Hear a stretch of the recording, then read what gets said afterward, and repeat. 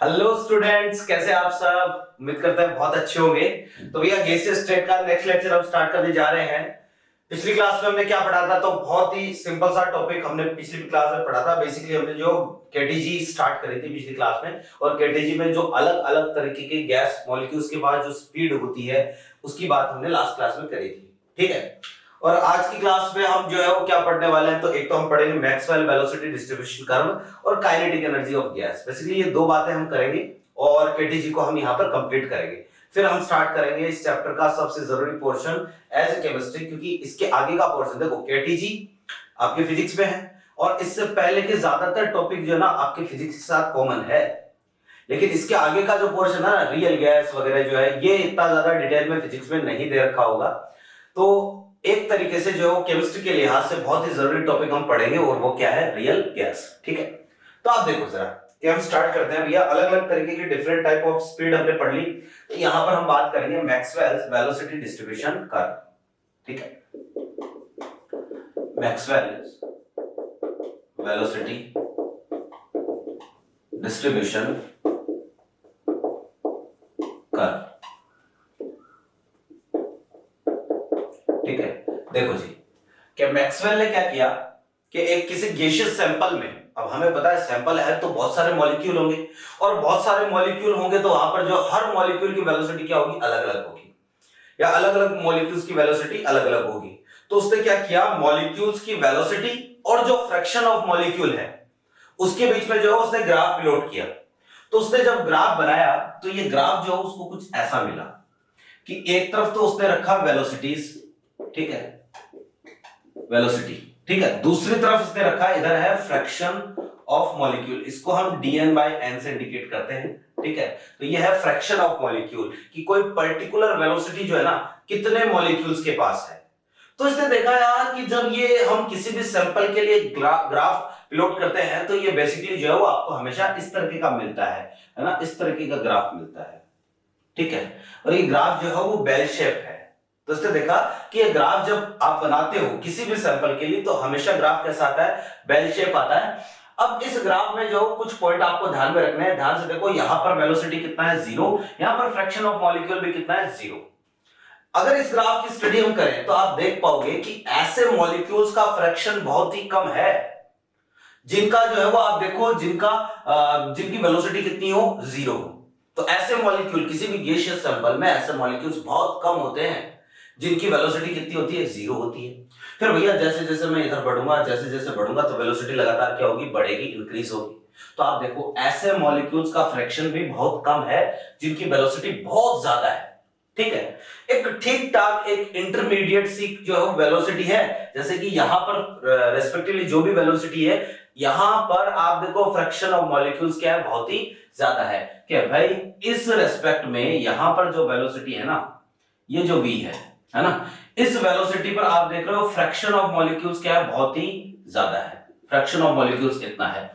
बाकी आप देख रहे हो कि बहुत कम मॉलिक्यूल ऐसे हैं जिनकी वेलोसिटी 0 है, बहुत कम मॉलिक्यूल ऐसे हैं जिनकी वेलोसिटी बहुत ही ज्यादा है। एक इंटरमीडिएट ठीक ठाक, ना तो बहुत ज्यादा वेलोसिटी ना बहुत ही कम वेलोसिटी, ऐसे मॉलिक्यूल जो है उनका फ्रैक्शन क्या है? मैक्सिमम है। ठीक है, तो पहले तो मैं इसमें लिख देता हूं Maxwell plots A curve between fraction of molecules and velocity of molecules and he achieved a bell shape curve।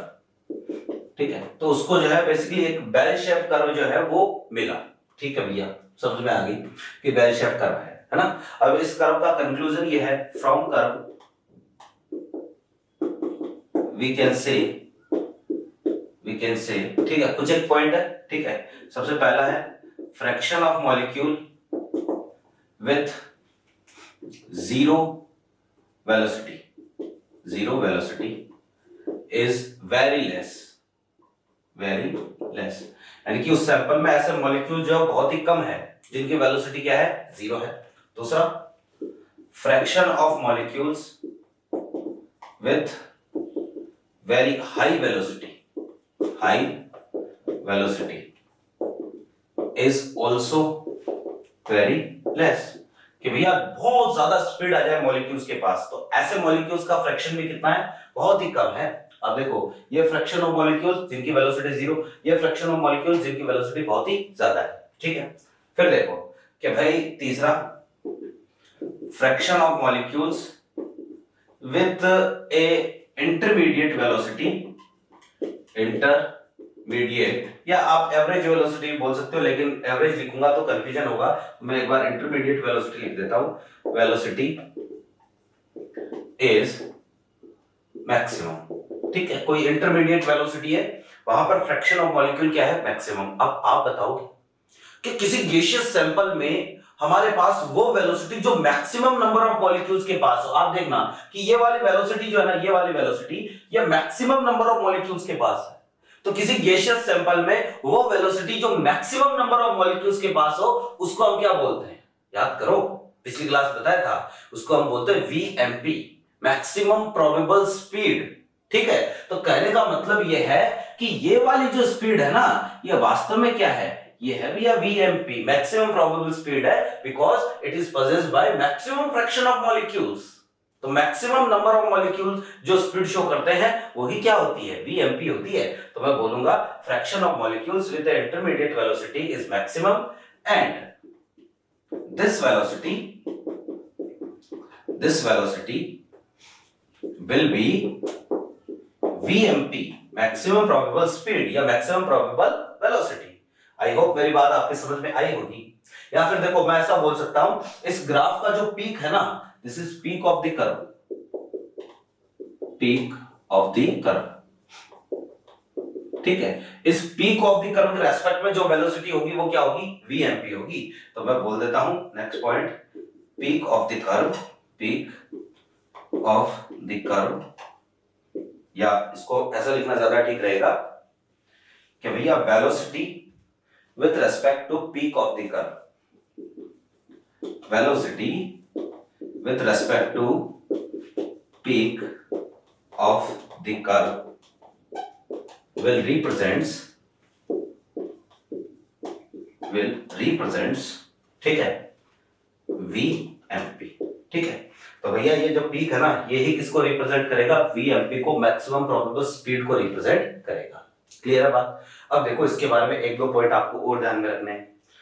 Point ये है कि मैक्सवेल ये कहता है कि भैया देखो मान लो ये वाला ग्राफ अपने पास T1 टेम्परेचर पर है या T टेम्परेचर पर है। किसी सैंपल की स्टडी जब भी हम करते हैं ना, टेम्परेचर को बेसिकली हम क्या रखते हैं, कांस्टेंट रखते हैं। तो ये ग्राफ जो मान लो T टेम्परेचर पर है, और अगर T टेम्परेचर पर ये ग्राफ आ रहा है, अब आप कुछ भी कर लो, आप टेम्परेचर इंक्रीज करो, मुझे बताओ टेम्परेचर इंक्रीज करते हैं तो गैसियस मॉलिक्यूल्स की स्पीड क्या होती है, इंक्रीज होती है। क्योंकि आप देखो जितनी भी तीन तरीके की स्पीड मैंने पिछली क्लास में बताई थी, वो तीनों की तीनों रूट टी के डायरेक्टली प्रोपोर्शनल थी, है ना, रूट RT/m ऐसा आ रहा था ना figure.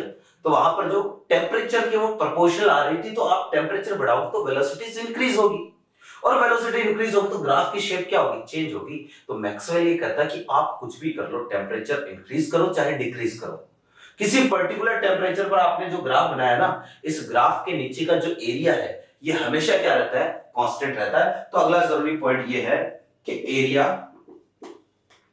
Under the curve will always remains constant, ठीक है। Area under the curve will always remains constant. फिर अगली important line, on increasing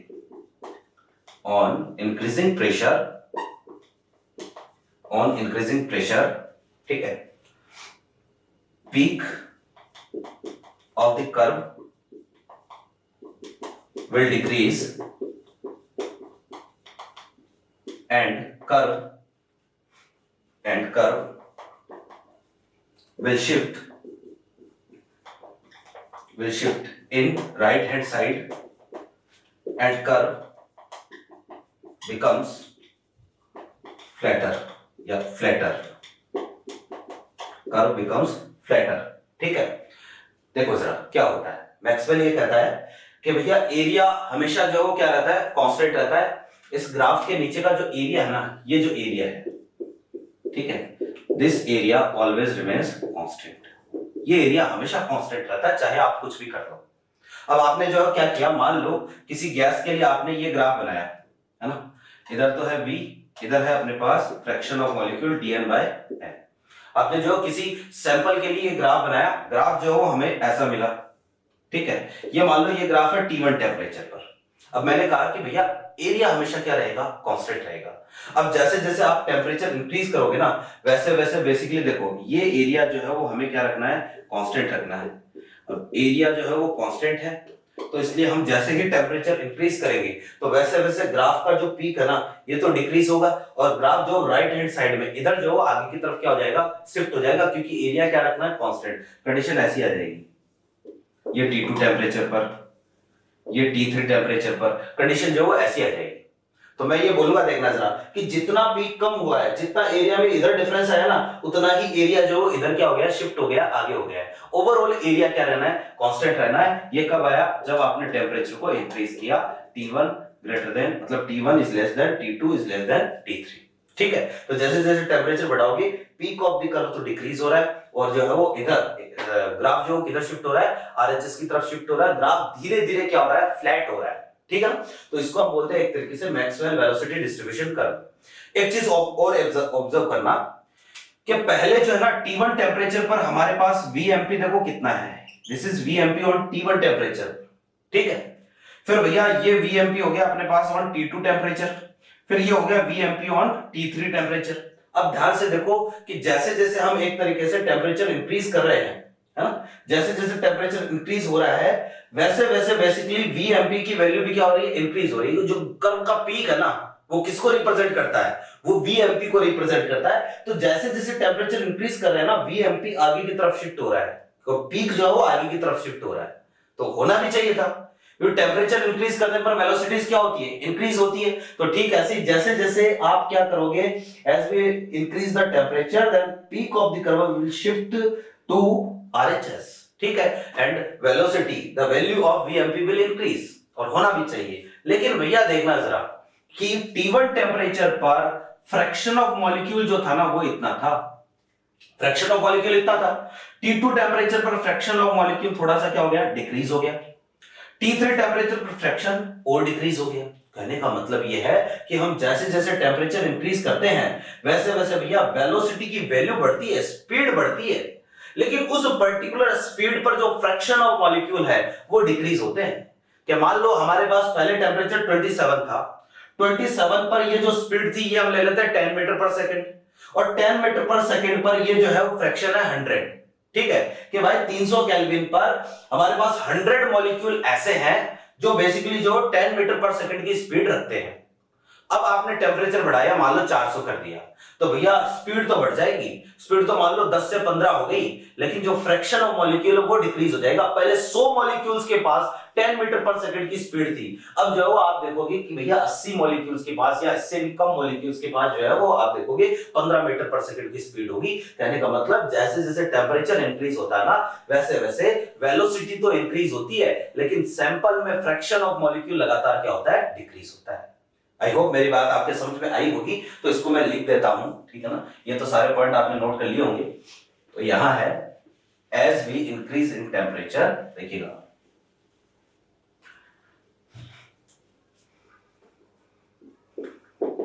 as we increase temperature, ठीक है, the value of velocity है ना, या Vmp हम बोल देते हैं, या स्पीड जो भी है, देखो हर स्पीड बढ़ेगी, कोई भी स्पीड हो ले वो इंक्रीज होगी। as we increase the temperature, the value of speed, या the speed of molecule, the speed of gas molecules will increase, but ठीक है, fraction of molecules at any particular speed will decrease, ठीक है, will decrease, ठीक है। तो fraction of molecule क्या होगा भैया, डिक्रीज होगा। आई होप मेरी बात आपके समझ पे आ गई होगी। तो ये कुछ जरूरी पॉइंट्स थे जो आपको ध्यान में रखने हैं। भैया ये जो ग्राफ हमने बनाया ना, ये है भैया अनसिमेट्रिकल डिस्ट्रीब्यूशन ऑफ वेलोसिटीज, ठीक है। एक आता है सिमेट्रिकल डिस्ट्रीब्यूशन कर्व, ठीक है, तो वो भी हम देख लेते हैं। देखिएगा जरा कि this is unsymmetrical distribution of velocities. कई बार आपको ग्राफ ऐसा दिखता है। अच्छा चलो, अनसिमेट्रिकल डिस्ट्रीब्यूशन हमने पढ़ लिया। इससे पहले एक छोटा सा पॉइंट और पढ़ते हैं। देखो यहीं पर है, जरूरी पॉइंट है ना, कि अगर जो है इसको हम क्वेश्चन से समझते हैं। क्वेश्चन है आपके पास, ठीक है, आपको जो है मैंने एक ग्राफ दिया, ठीक है, इधर तो है अपने पास क्या v, इधर वही फ्रैक्शन ऑफ मॉलिक्यूल्स, ठीक है। तो ग्राफ ऐसा है, वही बेल शेप ग्राफ है, मैंने जो है मेंशन किया, ठीक है। ये है अपने पास मान लो v1, दिस इज v1, फिर जो है वो यहां पर मैंने मेंशन किया, ये है भैया v2, एक जो है यहां पर v3, ठीक है। और मैंने आपको पूछ लिया v1, v2, v3 इज, ठीक है। और यहां पर चार ऑप्शन दे दिए 1, 2, 3 एंड 4, ठीक है।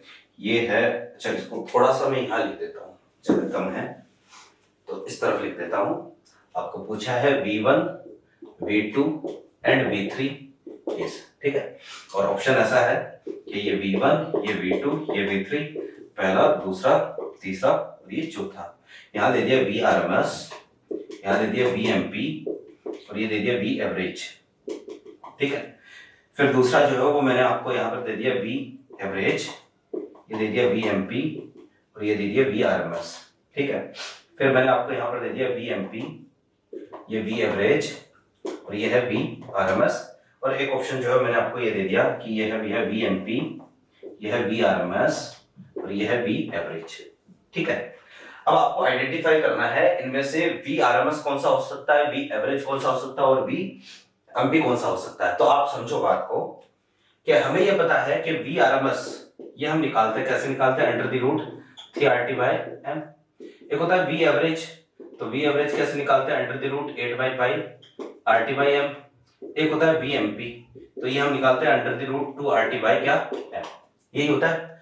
मैंने आपको पिछली क्लास में इनका सीक्वेंस बताया था। सीक्वेंस क्या होता है, सबसे ज्यादा कौन होता है, Vrms की वैल्यू सबसे ज्यादा होती है, V एवरेज होता है यानी बीच में होता है, और Vmp जो है सबसे कम होता है। ऐसा ही होता है किसी भी गैसीय सैंपल में, आप देखोगे उस गैसीय सैंपल के लिए Vrms की वैल्यू सबसे ज्यादा होगी, फिर आएगा कौन सा, V एवरेज, और फिर कौन सा आएगा, Vmp आएगा। अब देखो जरा कि भाई यहाँ पर V3 सबसे ज्यादा है, इसका मतलब V3 इज Vrms। और पीक ऑफ द कर्व, ये तो पीक है ना, पीक ऑफ द कर्व हमेशा क्या होता है, ये तो Vmp होता है, और वैसे भी Vmp की वैल्यू सबसे कम है, और तो बीच वाला कौन सा हो जाएगा, ये हो जाएगा V एवरेज। तो करेक्ट ऑप्शन विल बी कौन सा, थर्ड, ठीक है ना। तो V3 जो है Vrms है, V2 V एवरेज है, और V1 क्या है, Vmp। इस तरह का क्वेश्चन जो है वो आपको पूछ सकता है। ये है भैया क्वेश्चन अनसिमेट्रिकल डिस्ट्रीब्यूशन का। कई बार जो है क्वेश्चन ऐसा रहता है, जैसे कि एक बार आईटी एडवांस में क्वेश्चन आया हुआ है सिमेट्रिकल डिस्ट्रीब्यूशन से, ठीक है। मैं क्वेश्चन लिख देता हूं, फिर हम इस पर आगे बढ़ते हैं। देखो जी, क्वेश्चन आपको ऐसा है कि एक ग्राफ है, ठीक है, और इधर P है, इधर वो फ्रैक्शन ऑफ मॉलिक्यूल्स है। ग्राफ जो है वो इस बार आपको ऐसा दिया है, ठीक है, और पूरा ग्राफ जो है एग्जैक्टली सिमेट्रिकल है। मैं बोर्ड पर तो इसको पूरा एकदम परफेक्टली ड्रॉ नहीं कर पाऊंगा, लेकिन फिर भी मैं कोशिश करता हूं इसको ठीक से बनाने की। पूरा जो ग्राफ है ना वो एक तरीके से इस तरीके से परफेक्टली आपको जो है बना के क्वेश्चन में मिला था, और ऐसे जो है वो क्वेश्चन आपको दिया हुआ है।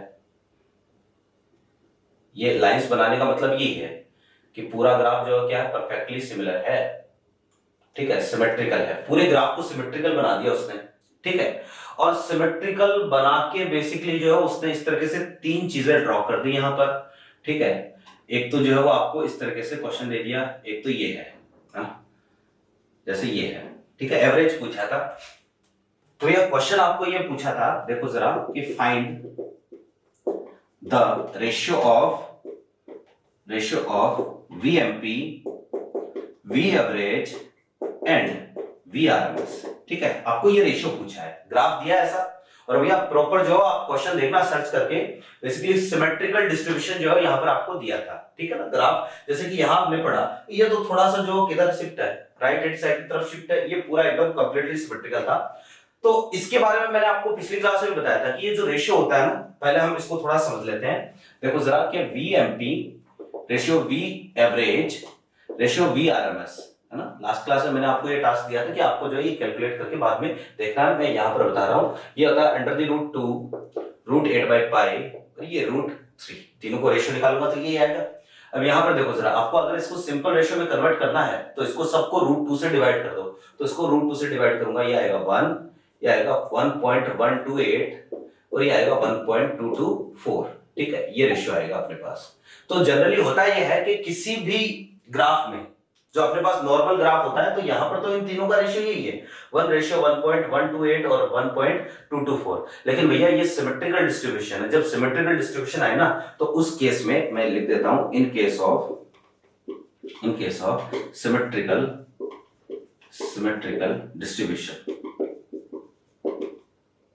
डिस्ट्रीब्यूशन, ठीक है, VMP becomes equal to V average। तो भैया इस केस में VMP और V एवरेज जो है दोनों क्या हो जाते हैं, इक्वल हो जाते हैं, और दोनों इक्वल हो जाते हैं तो अब रेशियो जो है वो अपने पास आएगा 1:1:1.224। Answer will be this, okay. तो भैया जो क्वेश्चन आया वो सिमेट्रिकल डिस्ट्रीब्यूशन से आया हुआ है, तो यहाँ पर आंसर रहेगा कितना, 1:1:1.224। अब देखो जरा कि ये हमारे पास हो गया मैक्सवेल का वेलोसिटी डिस्ट्रीब्यूशन कर्व, ठीक है। एक और क्वेश्चन यहां से पूछ सकता है, जनरली अगर पूछेगा तो इसको मैं मिटा देता हूं,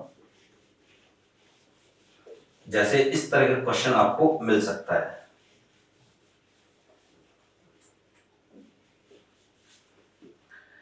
क्वेश्चन है अपने पास ऐसा कि एक ग्राफ दिया आपको, इधर तो है फ्रैक्शन ऑफ मॉलिक्यूल्स और इधर कोई भी, ठीक है।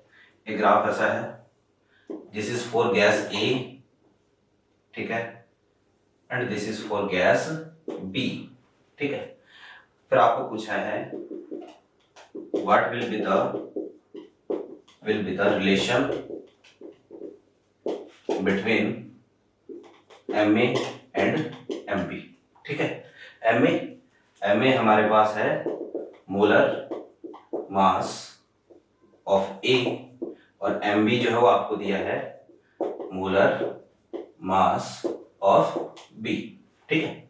और ऑप्शन आपके कुछ ऐसे हैं, MA is greater than MB, दूसरा है भैया MA is less than MB, तीसरा है MA इक्वल टू MB, और fourth is none of this. इस तरह का क्वेश्चन दिया है। अब आपको जो है रिलेशन चेक करना है, कौन सा ज्यादा होगा कौन सा कम होगा। बहुत ही सीधा सा काम।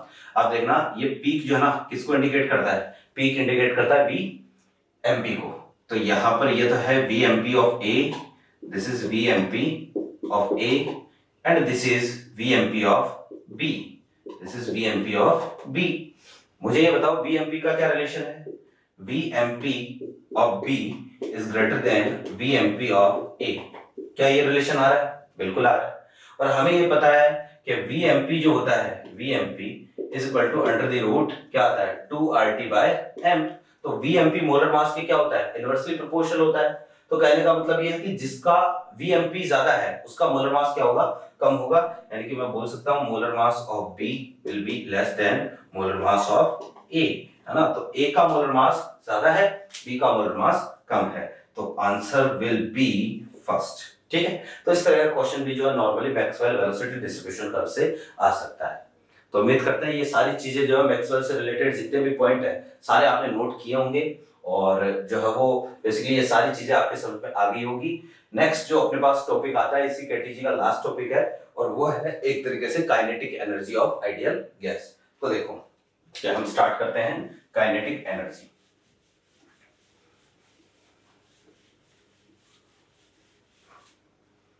तो देखो टॉपिक है kinetic energy of gas, kinetic energy of gas, ठीक है।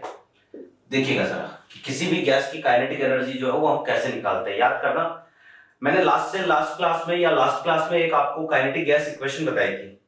तो काइनेटिक गैस इक्वेशन क्या होती है, ये होती है भैया PV equal to 1/3 mn VRMS square. तो यहाँ पर VRMS और कुछ नहीं है, आप ये मान के चलो स्पीड है मॉलिक्यूल्स की, ठीक है। तो ये तो है अपने पास काइनेटिक गैस इक्वेशन, है ना। और काइनेटिक एनर्जी बेसिकली हम बोलते हैं, बचपन से पढ़ते आ रहे हैं, क्या होती है, हाफ mv स्क्वायर, ये काइनेटिक एनर्जी होती है। तो एक चीज देखो, यहाँ m जो था ना, ये है अपने पास मास ऑफ वन मॉलिक्यूल, ठीक है। n जो है ये है भैया नंबर ऑफ मॉलिक्यूल्स, ठीक है। मैं ये कहता हूं if n is equal to Na, है ना, कि अगर आपने n की वैल्यू Na की इक्वल ले ली, यानी नंबर ऑफ मॉलिक्यूल कितने ले ली, अवोगाद्रो नंबर के इक्वल ले लिए, 6.02 into 10⁻23 ले लिए, ठीक है। तो मुझे बताओ कि m into Na ये हो जाएगा ना, m into Na ये किसके इक्वल हो जाएगा, ये कैपिटल M के इक्वल हो जाएगा। कहने का मतलब ये हो जाएगा क्या, मोलर मास। क्लियर है बात, ये हो जाएगा हमारे पास क्या, मोलर मास, मोलिकुलर वेट। क्योंकि हमें ये पता है Na मॉलिक्यूल्स का जो मास होता है वो 1 मोल के बराबर होता है, 1 मोल के मास को ही हम क्या बोलते हैं, मोलर मास बोलते हैं। क्लियर है बात। तो अब देखो जरा, इस केस में हमारे पास इक्वेशन ये बन जाएगी PV इज इक्वल टू 1/3 और ये m VRMS स्क्वायर। क्लियर है बात, ठीक है। अब यहां से अगर मैं जो है वो mv स्क्वायर की वैल्यू निकालूं तो mv स्क्वायर आ जाएगा कितना, 2 काइनेटिक एनर्जी। तो मैं काइनेटिक एनर्जी को यहां इंस्टॉल कर देता हूं, तो PV इक्वल टू आ जाएगा 1/3, है ना, और mv स्क्वायर की जगह मैं ऐसा लिख सकता हूं क्या, 2 इनटू काइनेटिक एनर्जी, ठीक है। तो काइनेटिक एनर्जी हमारे पास आ गई कितनी, 3/2 PV और 4 ideal gas we know we can say PV equal to RT for 1 mole, ठीक है। 1 मोल के लिए ये कंडीशन आती है और हम 1 मोल के लिए ही काम कर रहे हैं, तो हमारे पास काइनेटिक एनर्जी निकल के आ जाएगी क्या, PV या काइनेटिक एनर्जी इक्वल टू 3/2 क्या, RT, क्योंकि PV की वैल्यू किसके इक्वल है, RT के इक्वल है, ठीक है। ये हमारे पास काइनेटिक एनर्जी है। ध्यान रहे, ये जो काइनेटिक एनर्जी आई है ये है भैया काइनेटिक एनर्जी पर मोल, ठीक है। ये 1 मोल की काइनेटिक एनर्जी, और काइनेटिक एनर्जी पर मोल जो होती है इसी को हम बोलते हैं average kinetic energy. This is average kinetic energy. किसी क्वेश्चन में अगर आपको पूछे कि calculate the average kinetic energy of this gas, ठीक है, तो आपको बेसिकली वहां पर 1 मोल की काइनेटिक एनर्जी निकालनी है ना। तो ये है काइनेटिक एनर्जी पर मोल। आई होप आपको मेरी बात समझ में आ गई होगी। R तो क्या है, कांस्टेंट है, 3/2 भी कांस्टेंट है। मुझे बताओ काइनेटिक एनर्जी केवल और केवल किसका फंक्शन है, केवल और केवल टेम्परेचर का फंक्शन है, एब्सोल्यूट टेम्परेचर का फंक्शन है। कि टेम्परेचर चेंज करोगे तो ही गैस की काइनेटिक एनर्जी चेंज होगी, अदरवाइज कुछ भी चेंज करो गैस की काइनेटिक एनर्जी चेंज नहीं होगी। यहां से मैं बोल सकता हूं, देखो जरा, कि काइनेटिक एनर्जी मान लो E है, E1/E2 इज इक्वल टू मैं बोल सकता हूं T1/T2, क्योंकि गैस की काइनेटिक एनर्जी केवल और केवल किस पर डिपेंड करती है, टेम्परेचर पर डिपेंड करती है। मुझे बता दो कि अगर जो है वो 1 मोल यानी कि Na मॉलिक्यूल्स की काइनेटिक एनर्जी अगर इतनी है तो 1 मॉलिक्यूल की कितनी होगी भैया, Na मॉलिक्यूल की काइनेटिक एनर्जी है 3/2 RT, तो 1 मॉलिक्यूल की कितनी होगी, 3/2 RT/Na।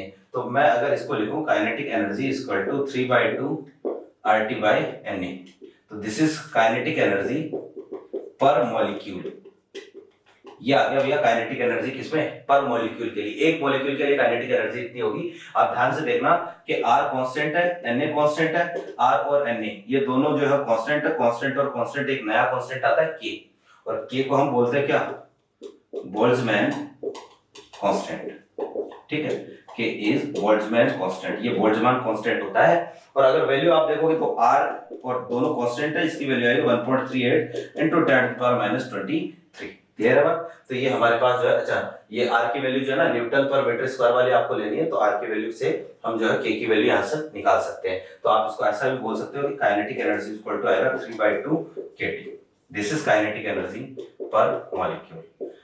भैया एक चीज और बता देता हूं कि यहां आप कईयों को कंफ्यूजन होगा कि सर डिग्री ऑफ फ्रीडम है ना, वो भी तो आती है। तो भैया आपको जो है कहीं पर भी डिग्री ऑफ फ्रीडम की जरूरत नहीं पड़ेगी। हम केमिस्ट्री के लेवल की बात करें तो यहाँ आपको आप ये मान के चलो डिग्री ऑफ फ्रीडम की जरूरत नहीं पड़ेगी। सिंपल सा है, आपको काइनेटिक एनर्जी ध्यान में रखनी कितनी, 3/2 RT। आई होप ये बात आपके समझ में आ गई होगी। अब थोड़ा सा हम इसी पर आगे बढ़ते हैं। अगर क्वेश्चन आएगा काइनेटिक एनर्जी से तो कैसा आएगा, तो बहुत ही आसान सा काम है कि क्वेश्चन अगर पूछेगा सिंपल से क्वेश्चन, जिस तरह के क्वेश्चन हमने वेलोसिटी से किए थे ना, वेलोसिटी पर किए थे, डिफरेंट टाइप ऑफ स्पीड पर किए थे, ठीक वैसे ही क्वेश्चन यहां से बनेंगे। जैसे कि आपको मैंने बोला कि calculate the average kinetic energy of H2 gas at 300 kelvin. तो आपको जो हाइड्रोजन गैस के लिए एवरेज काइनेटिक एनर्जी कैलकुलेट करनी है कितने पर, 300 केल्विन पर। तो मैं जो है वो सीधा सा फॉर्मूला लगा सकता हूँ कि kinetic energy is equal to कितना, 3/2 RT।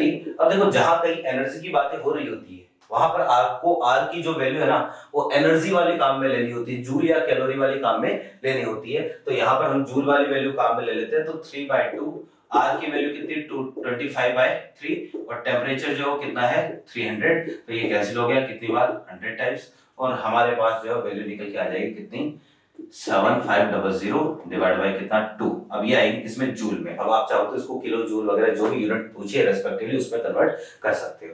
मैंने आपको क्वेश्चन दे दिया कि जैसे if kinetic energy of a gas is E1 at T degree centigrade, ठीक है, या इसको ऐसा ले लेते हैं at 27 degree centigrade, then calculate the kinetic energy of gas at 127 degree centigrade, ठीक है। तो आपको जब वो 27 डिग्री सेंटीग्रेड पर काइनेटिक एनर्जी E1 दे रखी है और आपको E की वैल्यू पूछी है कितने पर, 127 पर, तो केवल और केवल काइनेटिक एनर्जी टेम्परेचर का फंक्शन है। ध्यान रखना अगर कहीं पर टेम्परेचर जो है वो कांस्टेंट है तो काइनेटिक एनर्जी भी कांस्टेंट रहेगी, चाहे कुछ भी चेंज करो, टेम्परेचर कांस्टेंट तो काइनेटिक एनर्जी भी क्या रहेगी, कांस्टेंट रहेगी। समझे बात को। अगर कहीं पर टेम्परेचर 0 कर दिया, 0 केल्विन कर दिया, तो 0 केल्विन पर काइनेटिक एनर्जी भी 0, यानी मॉलिक्यूलर मोशन भी कितना हो जाएगा, 0 हो जाएगा। आप ये मान के चलना। तो यहां पर हम एक काम करते हैं, मैं ऐसा लिखूंगा E1 by E2 is equal to T1 by T2। तो E1 की वैल्यू तो दे दी कितनी, E1, और E2 की वैल्यू आपको पूछी है, और T1 की वैल्यू 300, या आ जाएगा कितना 400। 127 का मतलब कितना, 100 डिग्री का चेंज आया तो 400 का चेंज आ जाएगा, ये कैंसिल हुआ। तो E2 की वैल्यू हमारे पास आ जाएगी 4E1 by कितना 3। आपको परसेंटेज चेंज भी पूछ सकता है, तो परसेंटेज चेंज तो हम निकाल ही लेंगे, final minus initial by initial into 100, ठीक है। नेक्स्ट जो पॉइंट है अपने पास, एक और क्वेश्चन देखते हैं, देखिएगा।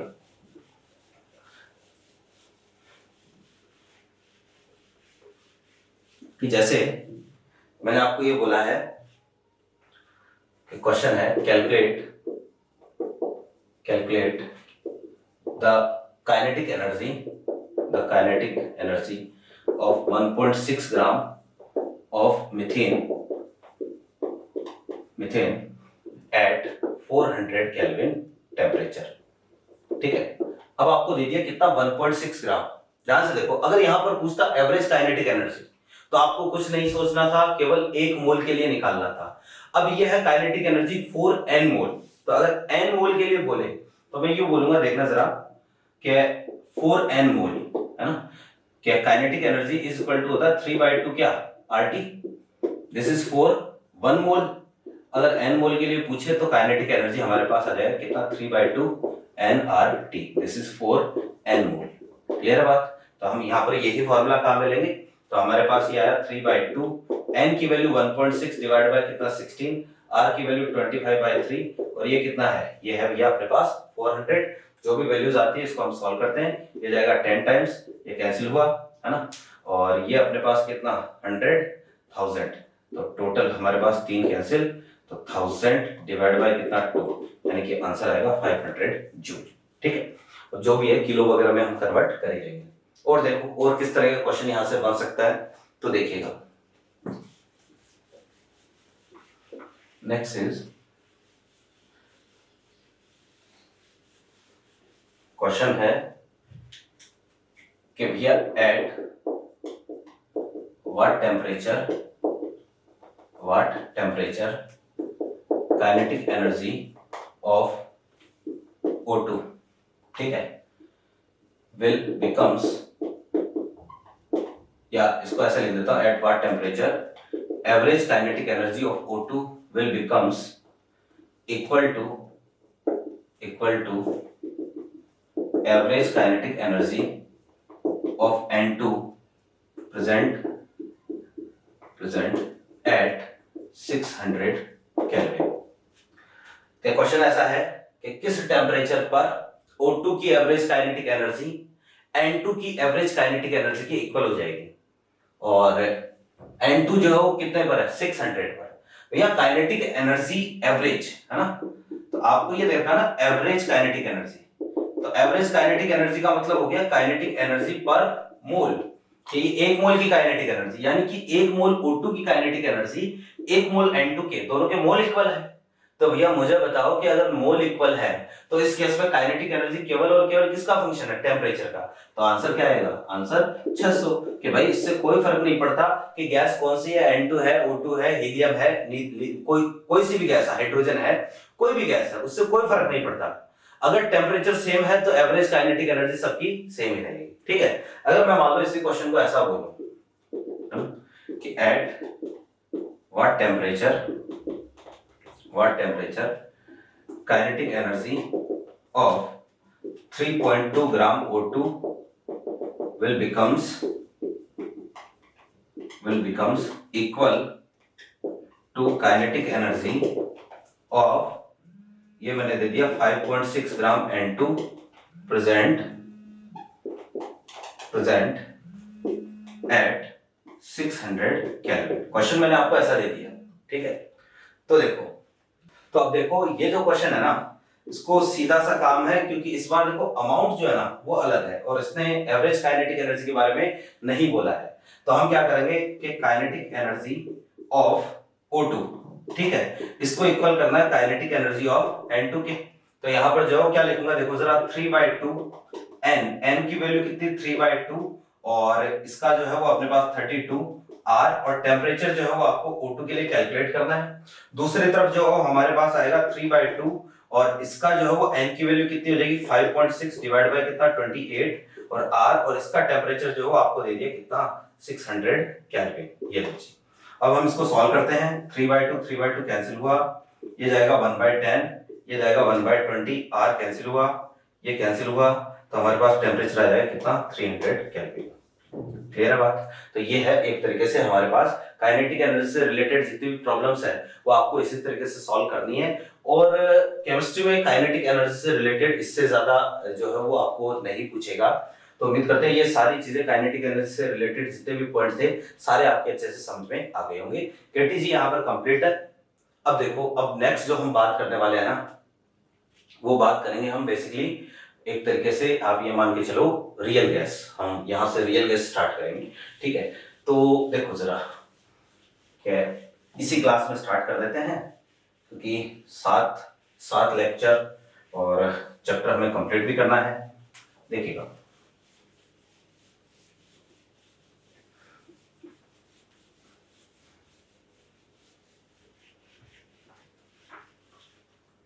हाँ जी, देखो कि सबसे पहले हम बात करेंगे आइडियल गैस की।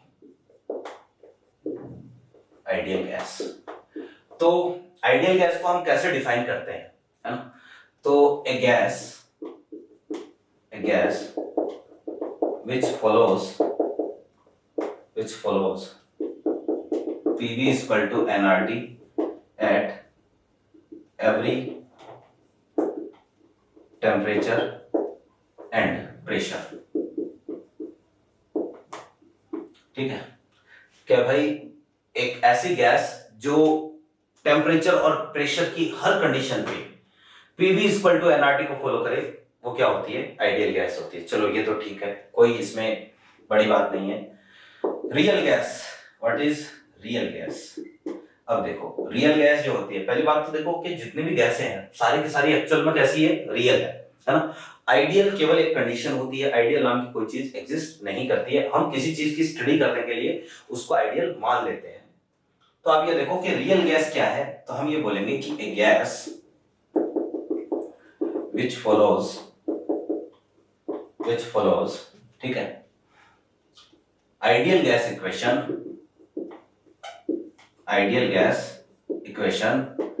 at only high temperature and low pressure will be real gas, gas, ठीक है, कि एक ऐसी गैस जो केवल और केवल बहुत ज्यादा टेम्परेचर और बहुत कम प्रेशर पर जो है ना, आप बोल सकते हो कि किसकी तरह काम करे, आइडियल गैस की तरह बिहेव करे या आइडियल गैस इक्वेशन को फॉलो करे, तो उसको रियल गैस बोलेंगे। तो क्या कभी कोई real gas ideal gas equation को फॉलो कर सकती है? बिल्कुल भैया, रियल गैस जो है वो आइडियल गैस इक्वेशन को फॉलो करती है, ठीक है। और कब करती है तो ये चीज ध्यान में रखना, हाई टेम्परेचर और लो प्रेशर पर करती है, ठीक है। ये क्वेश्चन आता है कि हम जो है वो किसी भी रियल गैस को आइडियल में कैसे कन्वर्ट करें। तो रियल को आइडियल में कन्वर्ट करने के लिए आपको टेम्परेचर तो बहुत ज्यादा रखना पड़ेगा और प्रेशर बहुत ही कम रखना पड़ेगा। हम आगे पढ़ेंगे कि आखिर ऐसा क्या होता है हाई टेम्परेचर लो प्रेशर पर कि हमारी रियल गैस जो किसमें कन्वर्ट हो जाती है, आइडियल में कन्वर्ट हो जाती है। तो भैया देखो जरा कि ये तो हुई रियल गैस। अब मुझे एक बात बताओ, जैसे फॉर एनी आइडियल गैस, ठीक है, किसी भी आइडियल गैस के लिए अगर टेम्परेचर कांस्टेंट है, ठीक है, तो प्रेशर और वॉल्यूम का रिलेशन कैसा आएगा? इनवर्सली प्रोपोर्शनल का आएगा, है ना।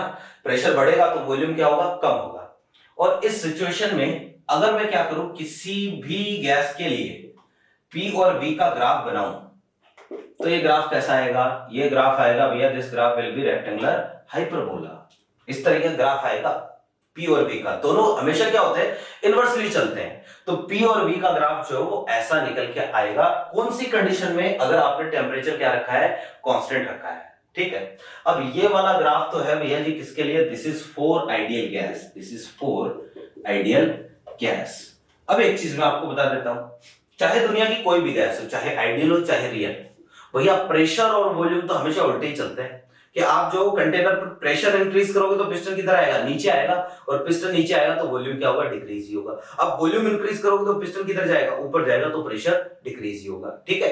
तो भैया प्रेशर और वॉल्यूम दोनों क्या है? इनवर्स है। अगर मैं ग्राफ जब बनाऊं, यही ग्राफ रियल के लिए बनाऊं, तो भी भैया जी ग्राफ तो ऐसा ही आएगा, बस दोनों ग्राफ में आपको थोड़ा सा जो इस तरीके से डिफरेंस देखने को मिलेगा, ऐसे डिफरेंस देखने को मिलेगा, है ना। अब ये वाला जो ग्राफ है, this is for real gas, for real gas. अब देखो कि देखो हम रियल गैस पढ़ रहे हैं और हमारा अभी पर्पस ये है कि हम ये चाहते हैं कि किसी भी गैस को, किसी भी रियल गैस को आइडियल में कैसे कन्वर्ट करें।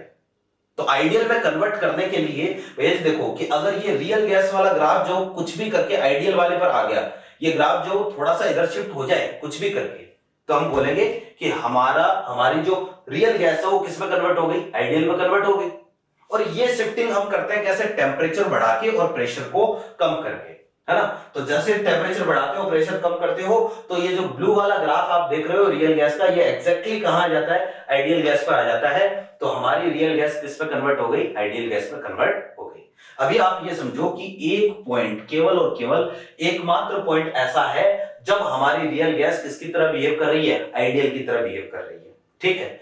अब भैया देखना जरा कि अगर मैं इस पॉइंट से ऊपर बात करूं, अबाउट दिस पॉइंट, ठीक है, अगर इस पॉइंट से ऊपर हम देखें, ध्यान से देखना, इस पॉइंट से ऊपर, इस पॉइंट से ऊपर, इस पॉइंट से ऊपर किसी भी प्रेशर के रेस्पेक्ट में, मान लो ये वाला प्रेशर है अपने पास, इस पूरी लाइन पर प्रेशर क्या होगा? कांस्टेंट होगा ना। तो ये प्रेशर दोनों के लिए कॉमन हो गया, आइडियल और रियल दोनों के लिए कॉमन हो गया। तो इस प्रेशर के रेस्पेक्ट में आप इसका वॉल्यूम चेक करो, तो ये वाला वॉल्यूम तो किसका है? This volume is for ideal gas, ठीक है, ये है VI, ठीक है। और ये वाला जो वॉल्यूम है ये हमारे पास हो गया क्या? VR, ठीक है। आप ध्यान से देखो, इस पॉइंट से ऊपर किसी भी प्रेशर के रेस्पेक्ट में आप चेक कर दो, हमेशा जो है वो ये कंडीशन आएगी, VR is greater then VI, real volume will be greater than ideal volume. तो भैया जब ऐसी कंडीशन आती है तो this is called positive deviation. तो इसको हम बोलते हैं भैया जी पॉजिटिव डेविएशन, कि हमारी जो रियल गैस है ये आइडियल बिहेवियर से पॉजिटिव डेविएशन शो कर रही है। अभी मैं समझाऊंगा कि डेविएशन का मतलब क्या है। जैसे जैसे चैप्टर आगे बढ़ेगा वैसे वैसे ये सारी चीजें क्लियर हो जाएगी। भैया बिलो दिस पॉइंट, इस पॉइंट से नीचे आप प्रेशर कोई भी ले लो, कोई भी प्रेशर ले लो, जैसे मान लो मैंने ये वाला प्रेशर ले लिया, इस पॉइंट से नीचे ये प्रेशर हम लेते हैं, ये प्रेशर ले लिया, ठीक है। अब इस प्रेशर के रेस्पेक्ट में आप देखो दोनों के लिए प्रेशर सेम हो गया। मैं वॉल्यूम चेक करता हूं तो this volume is for, this is VI, ठीक है, okay, this volume is V real, ठीक है, ब्लू वाला ना V रियल, और ये वाला वॉल्यूम होगा क्या? V आई आइडियल।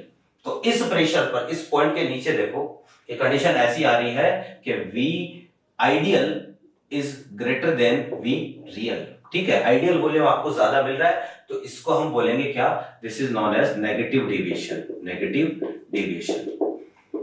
अब चीजों को समझना कि भैया डेविएशन का मतलब ये होता है कि हमारी जो रियल गैस है ना वो आइडियल बिहेवियर से कितनी दूर है, कि हम रियल को आइडियल में कन्वर्ट करना चाहते हैं। और यहां पर डेविएशन जो टर्म आया है इसका मतलब यह है कि हमारी रियल गैस आइडियल अप्रोच से कितनी दूर है।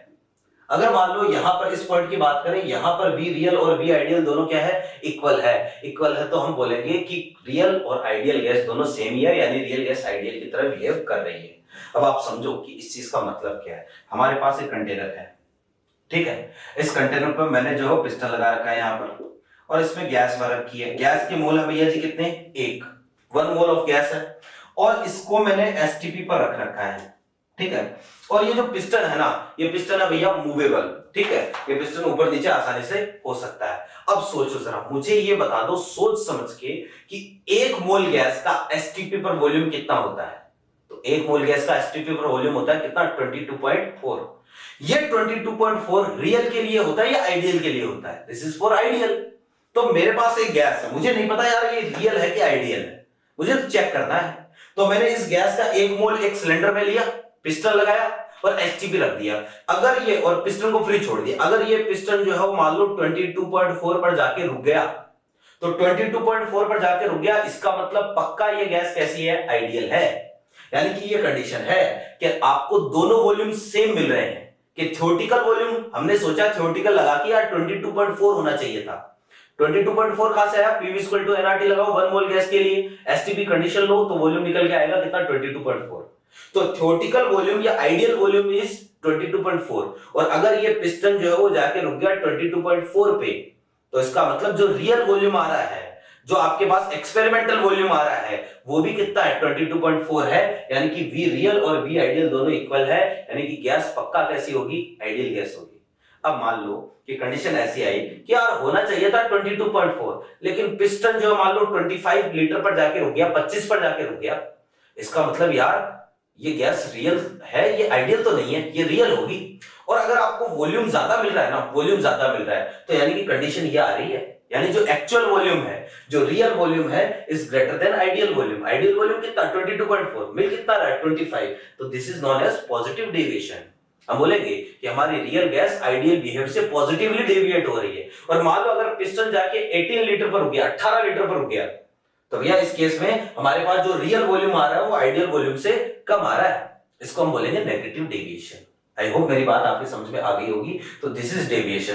तो डेविएशन का जो है मतलब ये होता है कि हमारी जो रियल गैस है ना वो आइडियल अप्रोच से कितनी दूर है, आइडियल बिहेवियर से कितनी दूर है, दिस इज डेविएशन, है ना। अब देखो जरा कि इसको तो मैं मिटा रहा हूं कि इसी डेविएशन को, है ना, कि यार कितनी दूर है। अगर देखो हमारी रियल गैस आइडियल बिहेवियर से कितनी दूर है, इसी चीज को हम किसी मैथमेटिकल टर्म से डिफाइन कर दें तो चीजें जल्दी समझ में आती है ना। कि एक न्यूमेरिकल वैल्यू अगर इसको दे दें तो ये जल्दी समझ में आएगा। तो इसी को जो है न्यूमेरिकल वैल्यू देने के लिए हम एक चीज पढ़ते हैं विच इज कंप्रेसिबिलिटी फैक्टर। ध्यान से देखिएगा। हाँ जी, तो पॉइंट है अपने पास कंप्रेसिबिलिटी फैक्टर। कंप्रेसिबिलिटी फैक्टर, और भैया कंप्रेसिबिलिटी फैक्टर होता है क्या, Z। ठीक है, Z is known as compressibility factor. ठीक है, अब Z क्या होता है, तो मैं ये लिख देता हूं, it shows the deviation of real gas from ideal behaviour. ठीक है, कि भाई ये आपको बताएगा कि हमारी जो रियल गैस है ना ये आइडियल बिहेवियर से कितनी दूर है, आइडियल अप्रोच से कितनी दूर है। तो आप समझो Z की वैल्यू हम निकालते कैसे, तो Z की वैल्यू एक तो आती है भैया PV/RT, दिस इज Z। ठीक है, बट दिस इज फॉर 1 मोल, है ना। अगर 1 मोल के लिए निकालना है तो ये, और अगर n मोल के लिए तो PV बाई nRT हो जाएगा। हम जब भी कैलकुलेशन करेंगे हम हमेशा 1 मोल के लिए करेंगे। या फिर Z की एक वैल्यू और होती है, Z की वैल्यू होती है भैया V real divide by V ideal, ठीक है। ये Z की दूसरी वैल्यू होती है। जैसे अभी जो है मान लो आपने एक्सपेरिमेंट करके वॉल्यूम निकाला, आया 25 और 1 मोल का वॉल्यूम आना कितना था 22.4, तो बेसिकली हमारे पास Z की वैल्यू जाएगी 25 डिवाइड बाय 22.4। ये दो वैल्यू जो है वो हमारे पास किसकी होती है, Z की होती है। अब ध्यान से देखना, मैं ऐसा बोलूंगा फॉर आइडियल गैस। अगर आइडियल गैस है तो आइडियल गैस के लिए हम क्या बोलेंगे, PV इक्वल टू RT, 1 मोल के लिए बोलेंगे। और अगर PV की वैल्यू RT के इक्वल है तो मुझे बता दो Z की वैल्यू कितनी आएगी, Z की वैल्यू कितनी आएगी, 1 आएगी, ठीक है। तो भैया आइडियल गैस के लिए ध्यान में रखना है Z की वैल्यू हमेशा कितनी होती है, 1 होती है। अब रियल के लिए Z की वैल्यू 1 आएगी नहीं, तो 1 से या तो ज्यादा आएगी या फिर कम आएगी। या फिर आप यूं बोलो कि किसी गैस के लिए Z की वैल्यू 1 से जितनी दूर होगी ना, वो गैस आइडियल बिहेवियर से उतना ही ज्यादा डेविएट होगी। कि किसी भी गैस के लिए Z की वैल्यू 1 से जितनी दूर होगी वो गैस जो है वो आइडियल बिहेवियर से उतनी ही ज्यादा डेविएट होगी। तो आप ये समझना कि अगर Z की वैल्यू 1 है तो मुझे बताना V रियल और V आइडियल क्या होंगे, इक्वल होंगे। V real equal to V ideal, कहने का मतलब जैसे मान लो अगर आइडियल गैस है, यार पिस्टन रुकना चाहिए था कहां 22.4 पर, और जाके रुका भी कहां पर 22.4 पर जाके रुका, तो इस केस में हम बोलेंगे रियल और आइडियल दोनों के आगे इक्वल आ गए, ठीक है। तो this is for ideal gas. अब समझते हैं, ध्यान से देखना, अब हम बात करेंगे रियल गैस के लिए, ठीक है। देखो फॉर रियल गैस, यहां लिख देता हूं फॉर रियल गैस। भैया रियल गैस के लिए हम बोलेंगे कि पीवी की वैल्यू आरटी के इक्वल होती है क्या, नहीं होती, है ना। क्या भाई रियल गैस पर पीवी इक्वल टू एनआरटी थोड़ी ना लगा सकते हैं हर कंडीशन पे। तो रियल गैस के लिए पीवी की वैल्यू आरटी के इक्वल नहीं होगी, और अगर पीवी की वैल्यू आरटी के इक्वल नहीं होगी तो मैं बोलूंगा जेड की वैल्यू 1 के इक्वल नहीं होगी, ठीक है। अब जेड की वैल्यू 1 के इक्वल नहीं होगी तो यहां से दो कंडीशन निकल के आ सकती है। एक तो मैं बोलूंगा या तो PV will be greater than RT, या फिर PV will be less than RT, ठीक है। कि भाई पीवी और आरटी इक्वल नहीं है, इक्वल नहीं है तो या तो पीवी की वैल्यू आरटी से ज्यादा आएगी या फिर पीवी की वैल्यू आरटी से कम आएगी। अगर पीवी की वैल्यू आरटी से ज्यादा आ रही है तो Z will be greater than 1, और अगर पीवी की वैल्यू आरटी से कम आ रही है तो Z will be less than 1, ठीक है। तो भैया देखो जरा कि या तो जो है वही बात कि जेड की वैल्यू 1 के इक्वल नहीं आएगी, 1 के इक्वल नहीं आएगी तो या तो ज्यादा आएगी या फिर कम आएगी। अब देखो कि अगर जेड की वैल्यू 1 से ज्यादा आ रही है, इसका मतलब मुझे बता दो कि z इक्वल टू, अभी आपने कहा था v real upon v ideal, तो मुझे बताओ इस केस में कौन ज्यादा होगा। इस केस में v रियल की वैल्यू v आइडियल से क्या आएगी, ज्यादा आएगी, और इस केस में z की वैल्यू v रियल की वैल्यू v आइडियल से क्या आएगी, कम आएगी, ठीक है। अब ध्यान से देखो कि अगर जो है v रियल की वैल्यू v आइडियल से ज्यादा आती है, this is known as positive deviation, यानी कि इस केस में तो गैस है ना, ये डेविएशन कैसा है, this is positive deviation, clear है बात। और अगर z की वैल्यू 1 से कम आती है तो this is known as negative deviation, यानी कि इस केस में हम बोलेंगे डेविएशन कैसा है, नेगेटिव डेविएशन है। आई होप आपकी चीजें समझ में आ रही होगी, ठीक है ना। फिर देखिएगा कि भाई नेगेटिव पॉजिटिव डेविएशन ये भी समझ में आ गया। अब आप ये सोचो कि भैया अगर हम पॉजिटिव डेविएशन की बात करें, मुझे ये बताओ कि आइडियल गैस के मॉलिक्यूल के बीच में कोई फोर्स ऑफ अट्रैक्शन होते हैं क्या, केटीजी में बात करी है, स्टेटमेंट बताए हैं कि आइडियल गैस के मॉलिक्यूल्स के बीच में कोई फोर्स ऑफ अट्रैक्शन नहीं होते, लेकिन रियल गैस के मॉलिक्यूल्स के बीच में फोर्स ऑफ अट्रैक्शन होते हैं। तो आप देखना कि मान लो आइडियल गैस है तो पिस्टन रुकना चाहिए था 22.4 पर, है ना। अब भाई पॉजिटिव डेविएशन में तो 22.4 से ज्यादा पर रुकेगा, 25-26 कुछ ऐसे रुकेगा कि भाई रुकना चाहिए था यहां लेकिन ज्यादा पर रुकेगा। अब मुझे बताओ वॉल्यूम इंक्रीज हो रहा है, वॉल्यूम ज्यादा आ रहा है, तो इसका क्या रीजन हो सकता है, जरूर मॉलिक्यूल्स क्या हो रहे होंगे, दूर दूर हो रहे होंगे, मॉलिक्यूल्स के बीच में जरूर जो रिपल्सिव फोर्स इफेक्टिव है, और रिपल्शन की वजह से पिस्टन कहां जा रहा है, ऊपर जा रहा है। तो भैया जी इस केस में अगर पॉजिटिव डेविएशन कोई गैस शो करती है तो इस केस में हम बोलेंगे जरूर यहां पर repulsive force will be dominant between gas molecules, ठीक है। तो यहां पर in this case gas molecules के बीच में जो है ध्यान रखना रिपल्सिव फोर्स डोमिनेंट होंगे। और भैया जी अगर नेगेटिव डेविएशन है ना, तो यहाँ पर देखो जरा कि भाई पिस्टन रुकना चाहिए था, अगर कोई फोर्स ऑफ अट्रैक्शन नहीं होते तो पिस्टन रुकता 22.4 पर। अब जो है पिस्टन जो है वो कहां रुक रहा है, 22.4 से पहले रुक रहा है, तो इसका मतलब जरूर मॉलिक्यूल जो पास पास आ रहे हैं, और मॉलिक्यूल्स पास पास आएंगे तभी तो वॉल्यूम कम मिलेगा ना। तो भैया इस केस में हम ये बोलेंगे जरूर जो है यहाँ पर कौन से फोर्स होंगे, जरूर attractional force, attractional force will be dominant between gas molecules, ठीक है। तो यहाँ पर जो अट्रैक्शन हो रहा है मॉलिक्यूल्स के बीच में, यहाँ पर क्या हो रहा है, रिपल्शन हो रहा है, ठीक है। बहुत ही जरूरी चीज है, यहाँ से जो है ना कई बार आपको क्वेश्चन भी पूछ लेता है, जैसे इस पर एक दो क्वेश्चन करते हैं अपन, है ना। तो देखिएगा जरा, इसको तो मैं मिटा रहा हूं, देखो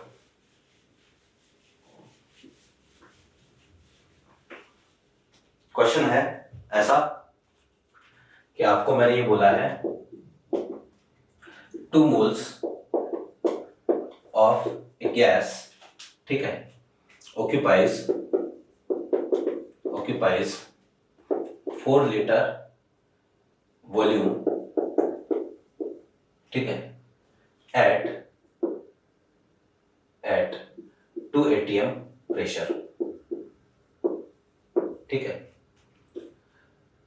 एंड 300 केल्विन टेम्परेचर, ठीक है। इसको दे देता हूं 4 लीटर में 10 लीटर वॉल्यूम, ठीक है। 2 moles of a gas occupies 10 litre volume at 2 atm pressure and 300 kelvin temperature, ठीक है। Predict that the gas is real और आइडियल, ठीक है। फिर आगे बोला if gas is real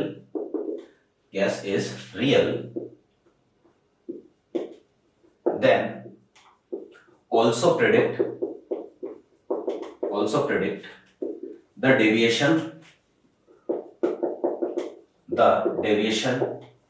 of gas from ideal behavior, ठीक है। क्वेश्चन ऐसा है, अब देखो कि आपको पहले तो ये बताना है कि भैया ये गैस जो है वो रियल है या आइडियल है। मुझे ये बताओ कि क्वेश्चन में जो वॉल्यूम गिवन है कि यार पिस्टन कहां जाके रुकेगा, है ना, कि भाई हमें ये पता है कि हम किसी भी गैस के लिए आइडियल वॉल्यूम जो है ना, कि यार आइडियल गैस होती तो कितना वॉल्यूम ऑक्यूपाई करता, तो किसी भी गैस के लिए आइडियल कंडीशन में वॉल्यूम तो हम कैलकुलेट कर सकते हैं। कैसे, हम directly PV equal to NRT लगाएंगे, और PV इक्वल टू एनआरटी से हम ये बता देंगे कि अगर ये गैस आइडियल है तो इतना वॉल्यूम ऑक्यूपाई करेगी। लेकिन भैया वास्तव में एक्चुअल में वो गैस कितना वॉल्यूम ऑक्यूपाई कर रही है, ये चीज तो आपको कैसे पता चलेगी, क्वेश्चन से ही पता चलेगी। ये तो एक्सपेरिमेंटल है ना कि यार पिस्टन कहां रुकेगा जाके, तो ये चीज तो क्वेश्चन से ही पता चलेगी। तो ध्यान रखना, जो भी अगर कहीं पर आपको एक्सपेरिमेंटल डेटा की जरूरत पड़ती है ना, वो हमेशा क्वेश्चन में गिवन होता है। तो अगर कई बार कंफ्यूजन हो जाए कि यार ये वाली वैल्यू थ्योरेटिकल है या ये एक्सपेरिमेंटल है, कि क्वेश्चन में कोई वैल्यू गिवन है और ये वैल्यू थ्योरेटिकल है कि एक्सपेरिमेंटल है, तो क्वेश्चन में हमेशा जो है वो थ्योरेटिकल वैल्यू नहीं दी होती है, आपको एक्सपेरिमेंटल वैल्यू गिवन होगी। तो यहां पर this value is experimental volume of gas, okay.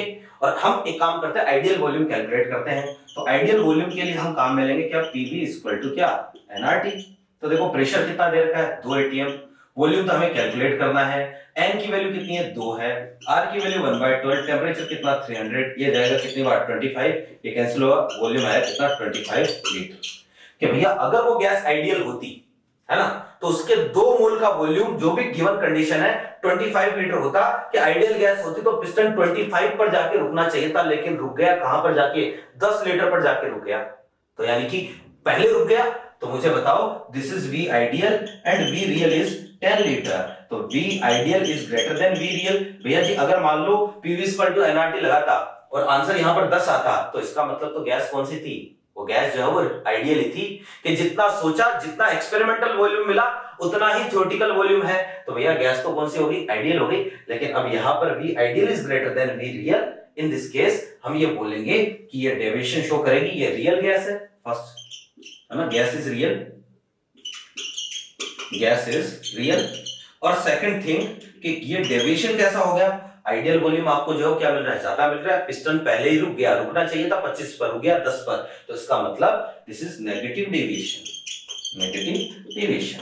आपको z की वैल्यू भी कैलकुलेट करवा सकता है, calculate the value of z, तो z की वैल्यू आ जाएगी कितनी, v real upon v ideal, ये लो ये z की वैल्यू आ गई कितनी 2/5, ठीक है, ये z की वैल्यू निकल के आ गई। या फिर देखो z की वैल्यू आप ऐसे भी निकाल सकते थे, z इज इक्वल टू हमारे पास होता है ना PV/nRT, आप z की वैल्यू ऐसे भी कैलकुलेट कर सकते हो कि प्रेशर रख दो जो भी गिवन है, वॉल्यूम रख दो जो भी गिवन है, मोल रख दो, r रख दो, t रख दो, तो z की वैल्यू यहां से भी निकल सकती है। अगर z की वैल्यू 1 आ जाए तो ये गैस कैसी हो जाएगी, आइडियल हो जाएगी, z की वैल्यू 1 से कम आए तो ये नेगेटिव डेविएशन वाली गैस हो जाएगी, 1 से ज्यादा आए तो पॉजिटिव डेविएशन, ठीक है। तो आई होप ये चीज आपके समझ में आ गई होगी। थोड़ा सा टॉपिक को जो है वो या इसको जो है वो हम एक दो क्वेश्चन और लेते हैं, फिर आज की क्लास खत्म करते हैं। देखिएगा जरा, z को कंप्लीट कर लेते हैं एक बार, और क्वेश्चन कैसे आएगा। जैसे एक सिंपल सा क्वेश्चन हम ले रहे हैं यहां पर कि भैया क्वेश्चन ऐसा है, the value of z is given for different gases A, B, C and D, ठीक है। यहां तो है गैस, यहां पर है अपने पास Z, A, B, C and D। तो Z की जो वैल्यू है यहां पर आपको दे रखी है, इसके लिए जैसे 1.2, 0.85, इसके लिए 1.35 और इसके लिए आपको वैल्यू दे दी जैसे 0.75, ठीक है, ये Z की वैल्यू है। अब आपको ये बोल दिया कि भाई पहला, ठीक है ना, what will be the order of deviation of gases from ideal behaviour, ठीक है। तो आइडियल बिहेवियर से गैसेस का डेविएशन का ऑर्डर क्या होगा, कौन सी गैस ज्यादा डेविएट होगी, कौन सी गैस कम डेविएट होगी। एक क्वेश्चन आपको ये दे दिया, what will be the order of liquefaction of gases, ठीक है, इन गैसों के लिक्विफिकेशन का ऑर्डर क्या रहेगा। देखो हम Z से दोनों वैल्यूज बता सकते हैं, क्योंकि Z दिया इसलिए है ताकि जो है वो हम डेविएशन के बारे में पता लगा सके कि भाई डेविएशन कितना है, कौन सी गैस कम डेविएट हो रही है, कौन सी गैस ज्यादा डेविएट हो रही है। तो भैया आप मुझे बताओ कि अगर Z की वैल्यू 1 होगी तो गैस कैसी होगी, आइडियल होगी, आइडियल गैस के लिए Z की वैल्यू 1। और अभी मैंने आपको कहा कि भैया जिस गैस के लिए Z की वैल्यू 1 से जितनी दूर होगी, 1 से जितनी दूर होगी उस गैस के लिए हम बोलेंगे वो उतना ही ज्यादा डेविएशन शो करेगी, है ना। तो आपको अच्छा वो जो है Z की वैल्यू 1 से जितनी दूर होगी, ये वैल्यू चाहे पॉजिटिव में हो सकती है चाहे नेगेटिव में हो सकती है, बस आपको ये चेक करना कि Z की वैल्यू 1 से कितनी अलग है ना, तो डेविएशन उतना ही ज्यादा होगा। आप देखो कि अगर आपको डेविएशन निकालना है, ठीक है, तो डेविएशन मैंने कहा Z की वैल्यू 1 से जितनी दूर होगी तो डेविएशन होगा भैया Z-1 का मैग्नीट्यूड, ये डेविएशन होगा कि जहां पर Z-1 का मैग्नीट्यूड ज्यादा होगा वहां डेविएशन ज्यादा होगा। यहां लिख रहा हूं गैस, यहां Z-1 मैग्नीट्यूड, ये गैस हो गई A, B, C and D। Gas A के लिए जो है Z-1 का मैग्नीट्यूड कितना आएगा 0.2, B के लिए कितना आएगा अपने पास Z-1 कर दो तो ये हमारे पास आ जाएगा 0.15, C के लिए आ जाएगा 0.35 और D के लिए वैल्यू आ जाएगी 0.25। ये लो जी, अब मैंने कहा 1 से जितनी दूर होगी वही डेविएशन है, तो मुझे बताओ ऑर्डर ऑफ डेविएशन, मुझे बताओ सबसे ज्यादा डेविएट कौन सी गैस होगी। तो सबसे ज्यादा डेविएट हो रही है कौन सी, C, फिर हो रही है D, फिर हो रही है अपने पास B, A, और जो B है ना ये सबसे कम डेविएट हो रही है। कहने का मतलब अगर आप इन सब गैसेस को रियल में कन्वर्ट करो तो भैया सबसे ज्यादा जो रहेगा कहां, C में, और सबसे आसानी से कौन डेविएट होगी, B। आई होप मेरी बात समझ में आ गई होगी। फिर दूसरा देखना, ठीक है, आपको बोला ऑर्डर ऑफ लिक्विफिकेशन, ध्यान रखना जो लिक्विफिकेशन होता है ना वो बेसिकली डिपेंड करता है मॉलिक्यूलर अट्रैक्शन पर, कि यार दो मॉलिक्यूल के बीच में अट्रैक्शन जितना ज्यादा होगा लिक्विफिकेशन उतना ही क्या होगा, आसानी से होगा। तो पहले तो मैं ये लिख देता हूं कि लिक्विफिकेशन ये प्रोपोर्शन होता है एक तरीके से मॉलिक्यूलर अट्रैक्शन की, मॉलिक्यूलर अट्रैक्शन की। अब देखो, अभी मैंने आपको ये कहा था कि भैया z की वैल्यू 1 से जितनी कम, नेगेटिव डेविएशन, आप z दो तरीके का बताया, पॉजिटिव नेगेटिव, उसमें देखो कि z की वैल्यू 1 से जितनी कम आती है वहां अट्रैक्शन फोर्स उतने ही डोमिनेंट होते हैं। नेगेटिव डेविएशन होता है तो मॉलिक्यूल्स क्या होते हैं, पास पास आते हैं, और पास पास आते हैं इसका मतलब अट्रैक्शन ज्यादा है। तो z की वैल्यू 1 से जितनी कम आती है हम बोलेंगे कि वहां अट्रैक्शन फोर्स उतने ही ज्यादा क्या होंगे, डोमिनेंट होंगे। और अट्रैक्शन फोर्स डोमिनेंट होंगे तो वहां पर लिक्विफिकेशन उतना ही क्या होगा, आसान होगा। आई होप मेरी बात आपके समझ में आ रही होगी। तो यहां पर देखो जरा कि मैं ऐसा बोलूंगा कि z की वैल्यू 1 से जितनी कम होगी, जिसके z की वैल्यू 1 से कम होगी उसका लिक्विफिकेशन सबसे आसानी से होगा। मुझे बताओ सबसे आसानी से लिक्विड में कौन कन्वर्ट होगा, D। फिर इसके बाद में कौन हो जाएगा, B। इसके बाद में कौन हो जाएगा, A। और फिर कौन होगा अपने पास basically C। This will be the order of liquefaction. तो लिक्विफिकेशन देखना है तो आपको देखना है कि z की वैल्यू 1 से जितनी कम होगी, है ना, वो उतनी आसानी से लिक्विड में कन्वर्ट होगी। z की वैल्यू 1 से ज्यादा होगी वो उतनी ही मुश्किल से लिक्विड में कन्वर्ट होगी। आई होप ये सारी बातें z पर आपके समझ में आ गई होगी। आज की क्लास को हम यहीं पर खत्म करते हैं। उम्मीद करते हैं सारी चीजें बहुत अच्छे से आपके समझ में आ गई। क्वेश्चन प्रैक्टिस आप कर ही रहे होंगे। भैया बिना क्वेश्चन प्रैक्टिस के कुछ नहीं होना है, जेई और नीट में कुछ भी नहीं होगा बिना क्वेश्चन प्रैक्टिस के। जितनी ज्यादा प्रैक्टिस करोगे भैया उतना ही बढ़िया रहेगा आपके लिए, ठीक है। तो आपकी जो भी आप जिस भी कोचिंग से हैं रेस्पेक्टिव मॉड्यूल जो है वो आप सॉल्व करें, ठीक है। और कोई भी टॉपिक में कहीं 19-20 है तो एक बार वापस से वीडियो को रिवाइंड करें, दोबारा देखें, ठीक है। इसके अलावा नेक्स्ट टॉपिक में जो है वो हम इसी के आगे इसको कंटिन्यू करेंगे, जेड की बातें करेंगे कुछ कुछ, फिर आगे जो है वो रियल गैस इक्वेशन की तरफ धीरे धीरे बढ़ेंगे। तो उम्मीद करते हैं सारी चीजें आपके समझ में आई होगी। मिलते हैं नेक्स्ट लेक्चर में। Thank you.